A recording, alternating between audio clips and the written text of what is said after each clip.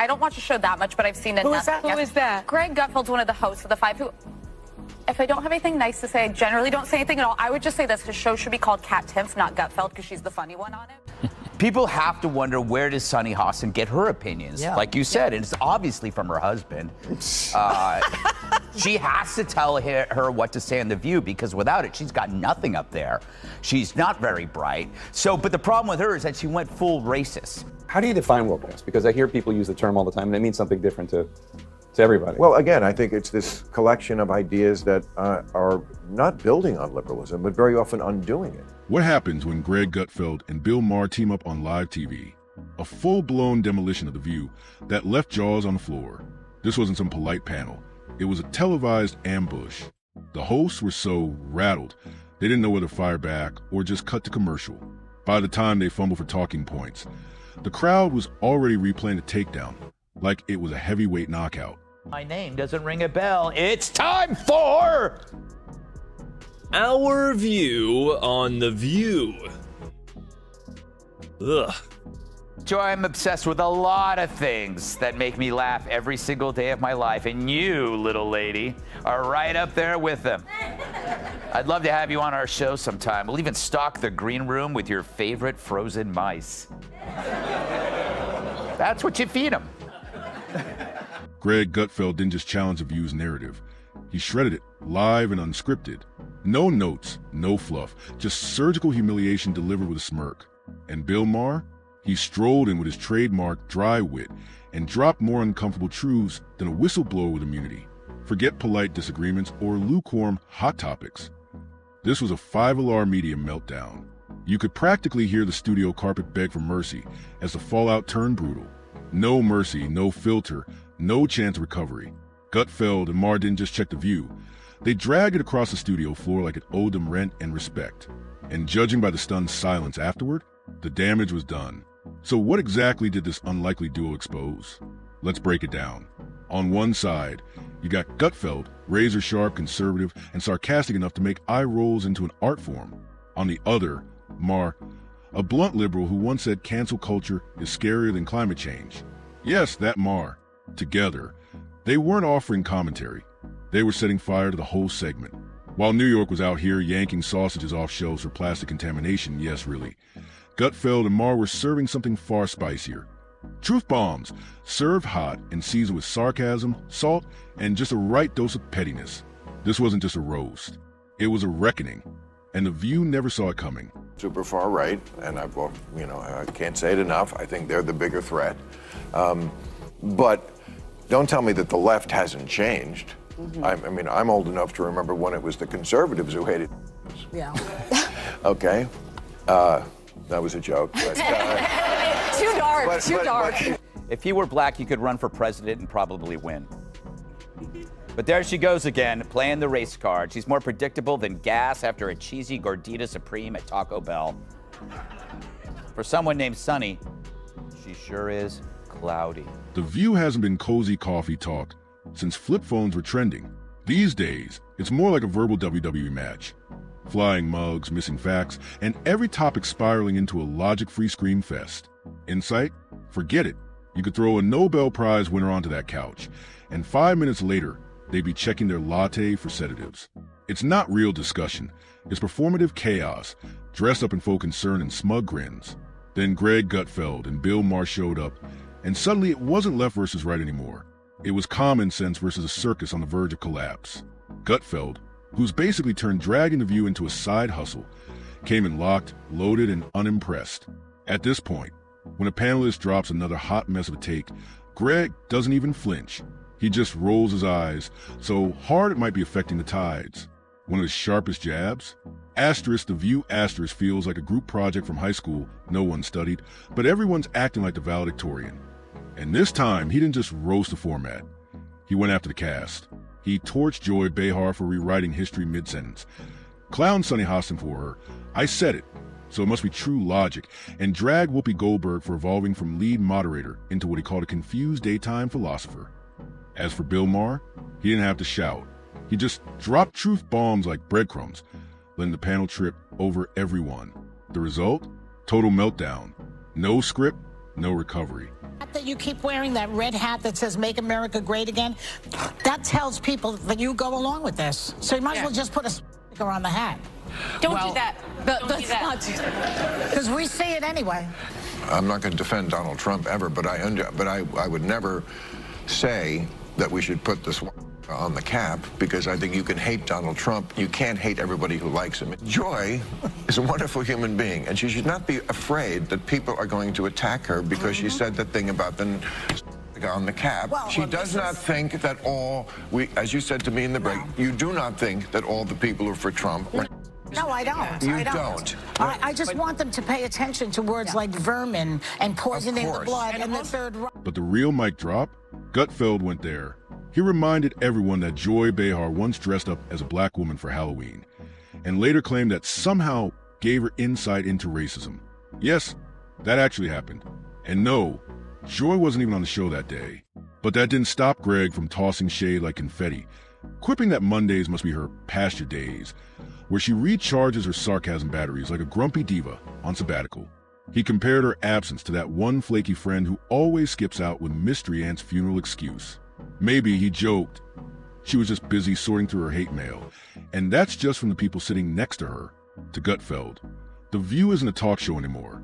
It's a therapy session gone completely off the rails, where even the therapists want to walk out halfway through.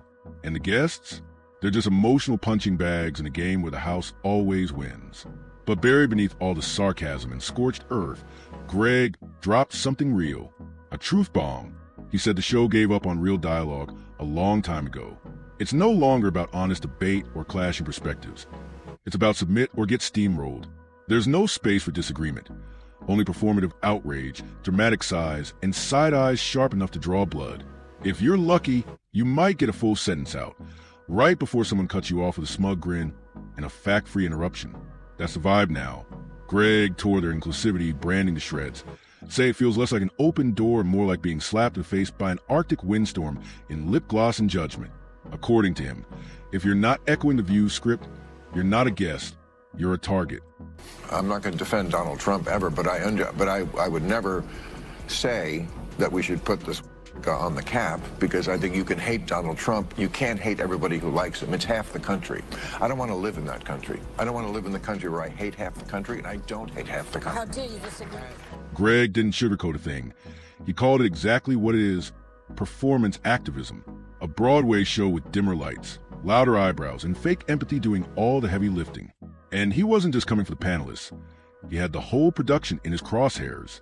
He even threw shade at the poor teleprompter guy, calling him the real host of The View, the one backstage, sweating bullets, praying for a commercial break before another fact-free spiral detonates live on air. Then Greg flipped the entire script, saying, asterisk, The View doesn't even exist in reality anymore. Asterisk, according to him, watching the show is like watching a Twitter thread come to life. Loud, chaotic, and messy for no reason. Logic? Gone. Facts? Optional. Feelings? Cranked to max volume. And honestly, he might have nailed it. That he has opened Pandora's box for some crazies out there. The only crazies I see around here are those View chicks. Am I right? A cis would say. But I digress, says the They talk less sense than me after stealing those pills from Kat's purse. Or peel. When asked if he'd ever watched a full episode of View, Greg didn't hold back. He cracked. No woman with a brain could survive that, implying you'd have to be completely mentally checked out to sit through the chaos. Brutal. Then he zeroed in on the self-proclaimed progressives at the table, calling out their refusal to acknowledge any progress. His sharpest jab? Asterisk. If things aren't getting better, maybe y'all are the ones standing in the way. Asterisk, that line alone could have cracked the studio floor. If only we had a live shot of Joy Behar's face during that moment. Though Greg joked she was probably home thinking, asterisk, skipping this circus might have been my best decision yet. Asterisk, but he wasn't done. He hinted her absence might not have been so random.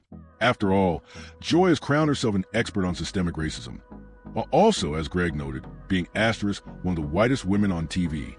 Asterisk. Yeah, the witch's coven finally shows me some lovin'. Yesterday on The View, yours truly was the subject of conversation. Apparently the broads have no idea who I am, or so they say. Hit it, Gladys. They said that Gutfeld talks about you all the time. Who is he?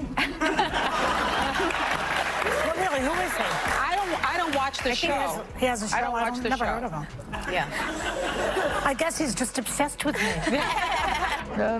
Next, Joy's going to say she's never heard of carbs. Seriously, her denial of knowing me is as believable as her red hair. That wasn't just a jab. Greg delivered a full-on roast with no fire extinguisher in sight. And yes, he absolutely brought up that Halloween disaster, when Joy Behar dressed up as Diana Ross and later claimed people treated her differently, like the costume magically gave her cultural insight. Please, the audacity was off the charts. But just when you thought it couldn't get any hotter, boom, in walks Bill Maher. Picture it. The man who's built an entire career out of being a professional contrarian. Maher doesn't throw punches. He drops truth bombs, usually with a drink in hand and an eyebrow raised. If Gutfeld is the sniper firing shots from a rooftop, Maher's a guy smiling at the camera while hitting the detonator himself. He's that rare breed of liberal who makes other liberals sweat. Pro-weed, pro-free speech, and violently anti-BS. He's nobody's puppet, and that's exactly why his critiques sting. So if even Maher is dragging the View, it's not just a roast anymore. It's a serious credibility crisis. Come on, Kim. Excuse me, I have to say something to you. He told Bob Woodward that it was a very serious issue, and it's airborne, and that it was terrible. And then he went out and told the American people, don't wear masks, it's all going to go away.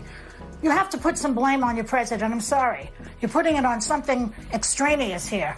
Talk to the point, please. Is this Joy speaking? The guy The lied. same Joy? The same Yes. Joy that Yes. paraded around in blackface not too long ago? Come on, Joy. I don't think you should be That's asking not these true. questions. I am. Excuse me, Sonny. The black community did Sonny, not tell vote him. for you. Well, the black you know what? community did not vote for you. What It planet was during are a you special living election. on? Sonny, can I speak? What It was planet during- are you living on? It was during a special Wow. election while we Bill Maher's biggest gripe? The View leaves zero room for nuance. According to him, disagreement on that set isn't treated as conversation. It's treated like a full-blown threat. Step even slightly off script, and the entire room turns on you faster than a hot mic scandal. Say something that challenges their groupthink, and you're not just wrong, you're suddenly the villain. Misogynistic, problematic, or as Mark calmly deadpanned, asterisk unenlightened, asterisk. To him, the View isn't a panel, it's a tribunal. Speak out of turn, and they won't debate your point. They'll try to cancel your existence. No dialogue, just a moral label, a demand for an apology, and a fast track to the cancel list. Maher went all in on the show's obsession with emotional overdrive, joking, asterisk, the moral superiority is so thick it probably counts as part of the wardrobe budget. Just throw on some pearls and a judgmental glare. Asterisk. When someone nervously brought up woke as one reason Trump might win again, Maher didn't backpedal. He clarified without blinking. Asterisk. I didn't say it's ruining everything. I said that's why Trump could get reelected. Asterisk boom. One host tried to push back. Asterisk, but woke came from the black community. It meant staying alert to injustice. Why is that a bad thing now? Asterisk. Maher didn't flinch. It's not a bad thing, he replied. Asterisk, or at least it wasn't. Asterisk, then he dropped a gut punch line. Asterisk. Watching The View feels like being stuck in a fire drill while everyone's pointing at you like you started the fire. Asterisk. Maher doesn't just throw shade, he excavates. He dragged the panel for tossing out half-read headlines from articles they clearly didn't finish, mocking how they talk in hashtags like they're trapped in a TikTok comment section. And every disagreement, just another shouting match, as if yelling counts as evidence. Even all the excuses in the world does not change the fact that 3 people got shot. Yeah. 2 people were. Yeah. To me, it's. I'm sorry. All right. And to me, that's about as educated a legal opinion as the Rittenhouse prosecutor explaining that you should take a beating instead of defending yourself, or that the closer someone is to you with a gun, the less likely they'll use it. This wasn't a debate. It was a surgical takedown, and The View never saw it coming. If Gutfeld's issue is that the show fakes ideological balance, Maher took it even further. They're not just faking dialogue, they're faking curiosity. The panel doesn't even bother pretending to welcome different opinions anymore. They come armed with takes, not questions. Maher's takedowns don't roar, they deflate. Like a tired professor watching straight-A student's hand in a group project written in crayon. He doesn't yell, he sighs, he shrugs, and somehow that hits even harder. It's not anger, it's disappointment. But the moment that really dropped jaws, These two men, who probably couldn't agree on what color the sky is, landed on the exact same brutal conclusion. The View isn't a discussion panel anymore. It's an echo chamber, the loudest one on television. And according to both Gutfeld and Maher, the show has stopped pretending otherwise. Once the smoke cleared, what remained were two radically different voices, standing shoulder to shoulder on the same battlefield, arriving at the same cold truth. The View no longer wants conversation, just applause for the right script. Someone can legally come to a protest and under the cover of law kill me. If he were black, he could run for president and probably win. But there she goes again, playing the race card. The View isn't a talk show anymore.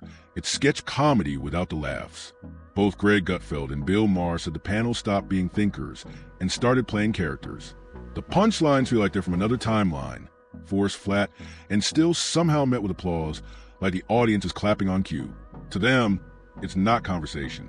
It's political theater. Every issue is treated like a world-ending crisis, and the solution is always the same. An awkward group hug wrapped in passive-aggressive jabs and smiles faker than a press junket grin. Maher even laughed about the online chaos after Whoopi came for him. "Everyone's been texting me since Whoopi came for me last week," he said. Asterisk, people were like, "Bill, enjoy the karma." Asterisk's response, a deadpan classic. Asterisk, "There's no such thing as karma. Grow up. She comes for me all the time. This one just went viral." Asterisk, that's Maher, cold, calm, and locked in. But what really united Gutfeld and Maher was their shared frustration with how The View shuts down independent thinking. In that studio, having your own opinion feels riskier than showing up without concealer under those blazing lights. Gutfeld calls it ideological theater. Maher says it feels like Asterisk, a culty brunch with a camera crew. Asterisk and honestly, both descriptions land. The ladies of The View, not amused. The moment those roast clips started flooding the internet, you could practically hear the coffee mugs hitting the table harder than usual. They tried to clap back, a vague line here, a limp joke there, but it was like trying to stop a wildfire with body glitter. All shimmer, zero substance. I mean, 5 years ago, Abraham Lincoln was not a controversial figure among liberals. We liked him. Now they take his name off schools and tear down his statues. Really? Lincoln isn't good enough for you? 5, 10 years ago, bedrock liberalism was we are striving to be a colorblind society where we don't see race. Of course, we see it, but it doesn't matter. That's not what woke is. Woke is something very different. It's identity politics. We see it all the time. It's always the most important thing. I don't think that's liberalism. I mean, I could mention so many issues like that. While The View scrambled to save face, the internet caught the message loud and clear. For once, people on both sides of the political circus actually agreed, and they laughed. Not that fake, polite chuckle, the real kind, because the roast wasn't just funny. It was dead on. The View, in all its self-righteous glory, has quietly become the very thing it claims to challenge. Preachy, predictable, and completely out of touch. And the fallout? Pure high-definition cringe. Then Bill Maher dropped one of his signature truth darts. Asterisk, I'm old enough to remember when it was conservatives who hated the media. Asterisk, that hit hard. Then another voice jumped in, sealing the moment. Because this is Bill Maher we're talking about, a guy who carried the liberal torch for decades until woke culture made even that unbearable. And that's when it clicked. This wasn't just a roast. It was a wake-up call wrapped in sarcasm. The audience? Wide awake and loving it. Because that's who Bill Maher's been to America for years. A liberal voice with backbone. And now, just because he refuses to read the same tired script, they treat him like the villain. Things got real awkward, real fast. She's not very bright. But the problem with her is that she went full racist. She injected skin color into a fairly generic behavior seen in all spouses, regardless of skin color. People marry, they listen to each other, they have something in common with them, they share their political views. She just didn't want to upset her husband by saying her husband makes her do everything, and then she'd have to accuse him of being a racist. Because if he told her that this is what white women do, then he's a racist. You see? Watch Sunny Hostin's face. Listen to the shift in tone. All because Bill Maher, still a lefty, just one who hasn't lost plot, dared to show up without the approved script. Suddenly, he was treated like a walking red flag in a land of programmed applause. Then, boom, silence. The View had nothing. No real clapback. No solid pushback. Just a few awkward smirks and a frantic subject change, as if they hadn't just been served a 5-course roast, medium rare, drenched in sarcasm, and seasoned with unfiltered truth. It was like someone finally held up a mirror, and instead of facing it, every single host looked away. Here's the wild part. This is the same show that brags about loving uncomfortable conversations. But the second one actually happened. The wheels came off. The whole vibe cracked. Gutfeld and Maher didn't come in shouting. They came armed with facts, wit, and icy sarcasm. They didn't attack, they exposed. And The View? It ducked for cover, praying the moment would pass. Spoiler alert, it didn't. Everyone saw it. Because when a Fox News firebrand and a liberal comic legend unite to drag your show's credibility into the daylight, it's not bullying, it's not drama, it's an intervention. Brutal, hilarious, way overdue. Zoom out. And this wasn't just two media guys roasting a daytime panel. It was a spotlight on what happens when a platform stops listening, when curiosity is replaced with clout chasing, when simple disagreement earns you a scarlet letter, and when that mirror finally reflects the truth. You better pray the cameras aren't rolling. This time they were. It's about The View. It's become like a medical hospital that displays human misfailure. Here, let's look at this political oddity. It really is like the left-wing equivalent of a carnival sideshow, except instead of bearded ladies and fat clowns and two-headed cows. Well, let me rephrase that. But The View is a victim of the sunk cost fallacy. How can you now speak the truth when for years you've been telling lie after lie after lie? Now you're carrying this big bag of rocks around you because it's too harmful for their ego to admit that we really were dishonest. In that moment, The View wasn't leading the conversation. They were running from it. Greg Gutfeld and Bill Maher aren't going to sing Kumbaya, exchange Christmas cards, or meet up for a bipartisan brunch. They'll keep roasting each other's politics until the end of time. But for one wild, unexpected, glorious moment, they agreed on one brutal truth. The View has completely lost the plot. And that dusty old script the hosts cling to? Toss in the recycling bin, right next to the cue cards and the fake gasps. Let's be honest, every voice on that panel is basically saying the same thing. They just take turns yelling it louder, with slightly different inflections. If The View ever want to be taken seriously again, they've got to stop booking props and start inviting real disagreement, not staged outrage. Not a devil's advocate reading off talking points. We're talking genuine, messy, uncomfortable back and forth. Because when your two loudest critics, two guys who don't even like each other, manage to be sharper, funnier, and more consistent than your entire panel-paid hosts, that's not just a weak segment. That's an identity crisis. And don't hold your breath for a turnaround. Because the only thing louder than those fake applause breaks is the dead silence that fills a room when someone dares to speak actual truth. You can clap all you want, but that sound won't cover up the fact that the emperor's got no script. And if you think Gutfeld and Maher are done, think again. They're not allies, but they found common ground and a shared nemesis. Don't expect The View to send them a thank you basket anytime soon. Because when the clowns start roasting the circus, it's not just funny, it's a red flag. Here's the real twist. When the so-called clowns start sounding more sane than the ringmasters, that tent isn't just shaky, it's about to collapse. We're not talking about internet trolls or anonymous Twitter eggs. This is Greg Gutfeld, the king of Fox News sarcasm, and Bill Maher, a liberal icon who used to throw verbal grenades at Republicans before finishing his first cup of coffee. And even they took one look at The View and said, nah, this is a disaster. Let that sink in. Maher even gave Sunny Hostin her own personal shout-out, mocking her for only discovering Instacart in 2020. She tried to flex about her generous tipping habits, but even she had to pause mid-sentence and realize how tone-deaf it sounded on live TV. She threw in details like toiletries and fire logs to seem relatable, and Maher just stared. Fire logs. If you have to over-explain your grocery deliveries just to sound down-to-earth, newsflash, it's already too late. I think when was Barbara Walters, was she still on it back then? Yeah, she was on it even after she died. Oh my God. I remember I was on The View, and I don't know what or man playing at the time in a movie he was promoting. And I remember I took off her shoe just as a joke, to kind of do something. And her foot, I just like, ooh, that was a mistake. Oh my God. And that's the real problem with The View. They've been living so deep inside their own bubble, they can't even hear when the outside world starts laughing instead of listening. Now you got Greg Gutfeld, a conservative comic who's been railing against woke chaos for years, landing in total agreement with Bill Maher, a progressive legend who was untouchable before cancel culture even had a name. That alone should set off alarm bells. When both sides, polar opposites, are saying, "You've lost it," maybe it's time to stop shouting and start listening. Because Greg and Bill didn't just roast The View, they diagnosed it.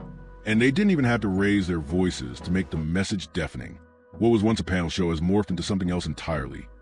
Mugs flying, applause signs flashing, voices clashing like it's a chaotic game show. It's not a talk show anymore. It's a live intervention, whether the hosts like it or not. And here's the wildest part. The people throwing rocks at the glass house aren't outsiders. They're insiders. Bill Maher used a role with that crowd. He was their in-house rebel, the snarky realist who could jab both parties and still get invited back. And Gutfeld? Sure, he's always been on the other team, but even he had lines he wouldn't cross. Until now. Because when Greg Gutfeld stops cracking jokes and starts sounding like a disappointed dad at a middle school talent show, it's not trolling. It's a warning shot. You can feel the shift in the air. The View didn't just lose its edge. It shoved out anyone brave enough to think independently. These days, it's hive mind or get side-eyed into silence. But let's be clear, Gutfeld and Maher aren't pretending to be saints. They're not claiming moral high ground. They're just being real. And that's what makes the contrast so jarring. Because The View used to be unpredictable, raw, even chaotic in a good way. Now, it's polished chaos with prettier lighting. The script is tighter, the reactions rehearsed, and the so-called conversation is more about applause lines and actual ideas. The neutrality's gone. The curiosity's gone. What's left is a chant session in full glam. And here's the kicker. In a moment of absolute irony, the two guys who usually get painted as chaos agents, they were the most grounded voices in the room. They didn't shout. They didn't posture. They showed up, dropped some hard truths, and exposed a show that's been running on fumes. Because when a Fox News sniper and a liberal icon join forces to pull the plug on your performance, it's not just criticism, it's a reckoning. The View has become a mirror, and what it's reflecting back is anything but flattering. When the clowns are the ones making the most sense, it's time to shut down the circus. If that roast hit harder than a Joy Behar eye roll, you already know what to do. Smash that like button, drop your hottest take in the comments, and hit subscribe for more no-fluff breakdowns, savage side-eyes, and truth bombs dipped in premium sarcasm. Turn on the bell, because the next takedown, you do not want to miss it.